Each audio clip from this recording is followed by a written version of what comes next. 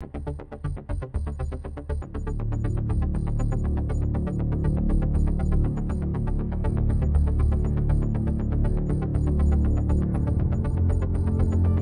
দিব এই মুহূর্তে পাওয়া আমাদের হাতে থাকা সর্বশেষ গুরুত্বপূর্ণ এমআর বাংলা সংবাদ। আওয়ামী লীগ ও অঙ্গ সংগঠনের কার্যক্রম নিষিদ্ধ করে প্রজ্ঞাপন। আর পুলিশের হাতে মরণাস্ত্র থাকবে না, র্যাব হবে পুনর্গঠন, বললেন স্বরাষ্ট্র উপদেষ্টা। মনে হচ্ছে দেশে ঔপনিবেশিক শাসন চলছে। আরও জানাবো গোপালগঞ্জ শহরে ছাত্রলীগের বিক্ষোভ মিছিল ও সমাবেশ। শুনছিলেন সংবাদ শিরোনাম, এখন বিস্তারিত। তবে তার আগে অনুরোধ থাকবে ভিডিওটিতে একটি লাইক এবং কমেন্টস করে জানিয়ে দিন আজকের এই ভিডিও সম্পর্কে আপনার মূল্যবান মতামত। আর অবশ্যই এই ভিডিওটি আপনার ফেসবুক সোশ্যাল মিডিয়ায় শেয়ার দিয়ে ছড়িয়ে দিন আর জানিয়ে দিন আপনি কোথা থেকে বা কোন জেলা থেকে দেখছেন বা শুনছেন। অনুরোধ থাকবে আপনি যদি আমাদের এই চ্যানেলটিতে নতুন হয়ে থাকেন তাহলে অবশ্যই চ্যানেলটিতে সাবস্ক্রাইব করে পরবর্তী আপডেট সংবাদ পেতে চোখ রাখুন আজকের এমআর বাংলা খবরে। আওয়ামী লীগ এবং এর সব অঙ্গ সংগঠন, সহযোগী সংগঠন ও সংগঠনের নেতাকর্মীদের আন্তর্জাতিক অপরাধ ট্রাইব্যুনালে বিচার কাজ সম্পূর্ণ না হওয়া পর্যন্ত তাদের যাবতীয় কার্যক্রম নিষিদ্ধ করে প্রজ্ঞাপন জারি করেছে অন্তর্বর্তীকালীন সরকার। সোমবার 12ই মে এ সংক্রান্ত প্রজ্ঞাপন জারি করেছে স্বরাষ্ট্র মন্ত্রণালয়ের জননিরাপত্তা বিভাগ। সন্ত্রাস বিরোধী সংশোধন অধ্যাদেশ অনুযায়ী এই ব্যবস্থা নেওয়া হয়েছে। স্বরাষ্ট্র মন্ত্রণালয়ের জননিরাপত্তা বিভাগের যুগ্ম সচিব জিয়াউদ্দিন আহমেদ সোমবার প্রজ্ঞাপন জারির বিষয়টি নিশ্চিত করেছেন। প্রজ্ঞাপনে বলা হয়েছে, সরকার যুক্তিসঙ্গতভাবে মনে করে সন্ত্রাস বিরোধী সংশোধন অধ্যাদেশ 2025 এবং সন্ত্রাস বিরোধী আইন 2009 ধারা 18(1) অনুযায়ী আন্তর্জাতিক অপরাধ ট্রাইব্যুনাল বাংলাদেশ আওয়ামী লীগ এবং এর সব অঙ্গ সংগঠন, সহযোগী সংগঠন ও ভ্রাতৃপ্রতিম সংগঠনের নেতাকর্মীদের বিরুদ্ধে বিচার শেষ না হওয়া পর্যন্ত দলটি এবং এর সব অঙ্গ সংগঠন, সহযোগী সংগঠন, ভ্রাতৃপ্রতিম সংগঠনের যাবতীয় কার্যক্রম নিষিদ্ধ ঘোষণা করা দরকার।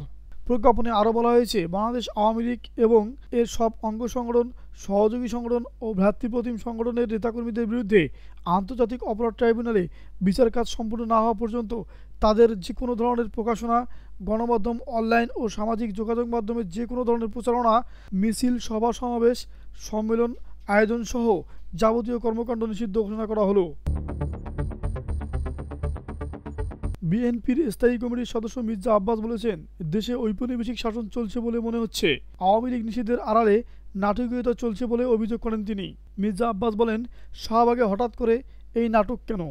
যে শাহবাগ আপনারা বন্ধ করেছেন, এখানে মিছিল মিটিং করা যাবে না, সেখানে সরকারের পৃষ্ঠপোষকতায় সরকারের দল এনসিপির লোকেরা মিছিল মিটিং করে কিভাবে? আওয়ামী লীগ নিষিদ্ধের দাবিতে শাহবাগের মিছিল সমাবেশের প্রসঙ্গ টেনে আব্বাস বলেন, কোন দাবিতে মিছিল মিটিং করলো? আওয়ামী লীগ নিষিদ্ধের দাবিতে। তো আওয়ামী লীগ নিষিদ্ধ করতে না করেছে কে? খুব বলা হয়েছে বিএনপি নাকি আওয়ামী লীগকে পুনর্বাসনের চেষ্টা করছে। বিএনপি কি ঠেকা পড়ে গেছে? বিএনপির নেতাকর্মীরা 17 বছর বাড়িতে ঘুমোতে পারেনি।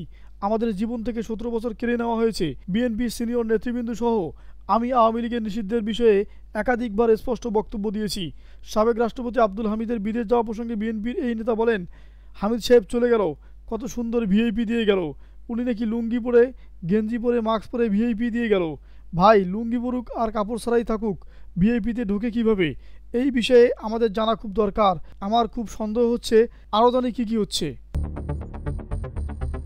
শাহবাগে জাতীয় সঙ্গীত গাওয়ার সময় বাধা দেওয়ার প্রতিবাদে ঢাকা বিশ্ববিদ্যালয়ে সম্মিলিত কণ্ঠে জাতীয় সঙ্গীত গেয়েছেন শিক্ষার্থীরা। সোমবার 12ই মে সন্ধ্যা 7টার দিকে ঢাকা বিশ্ববিদ্যালয়ের সন্ত্রাস বিরোধী রাজু ভাস্কর্যের পাদদেশে সাধারণ শিক্ষার্থীদের ব্যানারে এই কর্মসূচি পালন করা হয়। কর্মসূচিতে ছাত্রদল, গণতান্ত্রিক ছাত্র সংসদ, ছাত্র ফেডারেশন সহ বাম অন্যান্য সংগঠনের নেতাকর্মীরাও অংশ নেন। এর আগে সন্ধ্যার পর থেকে রাজু ভাস্কর্যের পাদদেশে জড়ো হতে থাকে শিক্ষার্থীরা। 71-এর শহীদরা লও সালাম, 24-এর শহীদরা লও সালাম, 71-এর বাংলায় রাজাকারের ঠাঁই নাই, আমার সোনার বাংলায় রাজাকারের ঠাঁই নাই, পাকিস্তানের দালালেরা হুঁশিয়ার সাবধান সহ নানা স্লোগান দেন। উল্লেখ্য, গত 10ই মে আওয়ামী লীগ নিষিদ্ধ করা সহ 3 দাবিতে শাহবাগে অবরোধ চলাকালে জাতীয় সঙ্গীত গাইতে বাধা দেওয়ার ঘটনা ঘটে। এই সময় তারা ভুয়া চিৎকার করতে থাকে। এই ঘটনার ভিডিও সামাজিক যোগাযোগ মাধ্যমে ছড়িয়ে পড়লে তীব্র প্রতিক্রিয়ার সৃষ্টি হয়। জাতীয় সঙ্গীত অবমাননার ওই ঘটনার প্রতিবাদ জানিয়ে আজ রাজু ঘোষকে সমবেত কণ্ঠে জাতীয় সঙ্গীত গাওয়ার এই কর্মসূচি পালন করা হয়। গোপালগঞ্জে বিক্ষোভ মিছিল এবং সমাবেশ করেছেন নিষিদ্ধ ঘোষিত সংগঠন ছাত্রলীগের নেতাকর্মীরা। বুধবার 30 এপ্রিল রাতে সদর উপজেলা ছাত্রলীগের সাবেক সভাপতি এম মাহমুদ হাসান মিলনের নেতৃত্বে শহরে পাবলিক হল মোড় থেকে মিছিল বের করা হয়। প্রত্যক্ষদর্শীরা জানিয়েছেন, পাবলিক হল মোড় থেকে মিছিলটি শুরু হয়ে শহরের সব থেকে গুরুত্বপূর্ণ সড়ক প্রদক্ষিণ শেষে চৌরঙ্গিতে গিয়ে শেষ হয়। পরে সেখানে সমাবেশ করেন ছাত্রলীগের নেতাকর্মীরা। এ সময় শেখ হাসিনাকে দেশে ফিরিয়ে আনা ও তার বিরুদ্ধে মামলা প্রত্যাহারের দাবি জানান তারা। সদর উপজেলা নিষিদ্ধ ছাত্রলীগের সাবেক সহসভাপতি এম মাহমুদ হাসান মিলন বলেন, বঙ্গবন্ধু কন্যা শেখ হাসিনাকে এই বাংলার মাটিতে ফিরিয়ে না আনা পর্যন্ত আমাদের সংগ্রাম চলবে। এর আগে মিছিলে ছাত্রলীগের নেতাকর্মীরা জয় বাংলা জয় বঙ্গবন্ধু, শেখ হাসিনা আসবে, বাংলাদেশ হাসবে, শেখ হাসিনা বীরের বেশে আসবে ফিরে বাংলাদেশে, শেখ হাসিনার ভয় নাই, রাজপথ ছাড়ি নাই বলে স্লোগান দেন নেতাকর্মীরা। গোপালগঞ্জের পুলিশ সুপার মোহাম্মদ মিজানুর রহমান ঘটনার সত্যতা স্বীকার করে বাংলা ট্রিবিউনকে বলেন, একটা মিছিল শহরে বের করেছিল নিষিদ্ধ ঘোষিত সংগঠন ছাত্রলীগের কয়েকজন নেতাকর্মী। মিছিল শেষে তারা কয়েক মিনিটের জন্য সমাবেশ করে বক্তব্য দিয়েছে। তবে মিছিলকারীরা মাস্ক পরা ছিল, এজন্য শনাক্ত করা যায়নি।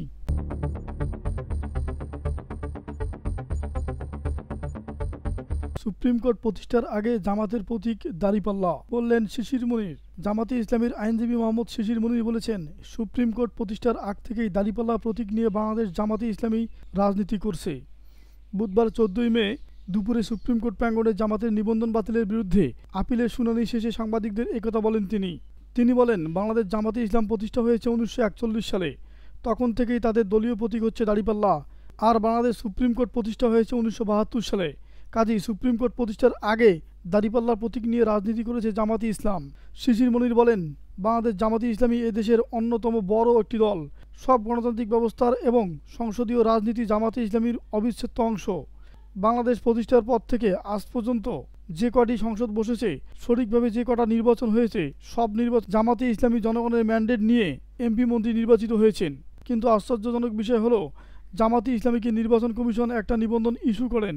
তিনি বলেন, বাংলাদেশ হাইকোর্ট মেজরিটি জাজমেন্ট ভিত্তিতে নিবন্ধন বাতিল করে এর বিরুদ্ধে আপিল করেছিলাম। আপিল মামলা আজকে শুনানি শেষ হয়েছে। শুনানিতে আগামী 1 জুন এ মামলার রায় ঘোষণার জন্য দিন নির্ধারণ করা হয়েছে। আইনজীবী বলেন, আজকে আমরা আদালতকে বলেছি, জামাতের রেজিস্ট্রেশন বাতিল করার মাধ্যমে এবং কেয়ারটেকার গভর্নমেন্ট বাতিল করার মাধ্যমে বিচার বিভাগ রাজনীতিকরণ করা হয়েছে।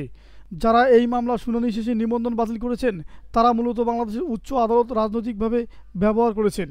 এ কারণে জামাতের নিবন্ধন বাতিল করা হয়েছে। তিনি আরও বলেন, আমাদের এই আর্গুমেন্ট আদালত অত্যন্ত মনোযোগ সহকারে শুনেছেন। প্রত্যাশা করব এই আর্গুমেন্টের ভিত্তিতে আগামী 1 জুন জামাতে ইসলামী তার নিবন্ধন ফিরে পাবে। একই সঙ্গে বাংলাদেশের জামাতে ইসলামীর নতুন উদ্যম নতুনভাবে বাংলাদেশের মানুষের সমর্থন নিয়ে মেজরিটির ভিত্তিতে বাংলাদেশের রাজনীতিতে গুরুত্বপূর্ণ ভূমিকা পালন করবে।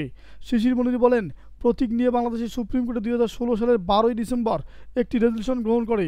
এই রেজলিউশনের কারণে নির্বাচন কমিশন জামাতের প্রতীক দাঁড়িপাল্লা বাতিলের সিদ্ধান্ত নিয়েছে। আজকে আমরা আদালতের কাছে এ বিষয়ে নির্দেশনা চেয়ে বলেছি, রাজনৈতিক দলের প্রতীক সুপ্রিম কোর্ট বরাদ্দ করতে পারে না। প্রতীক বরাদ্দ দেওয়ার ক্ষমতা নির্বাচন কমিশনের। আদালতে যেন এ বিষয়ে একটি অবজারভেশন দেন।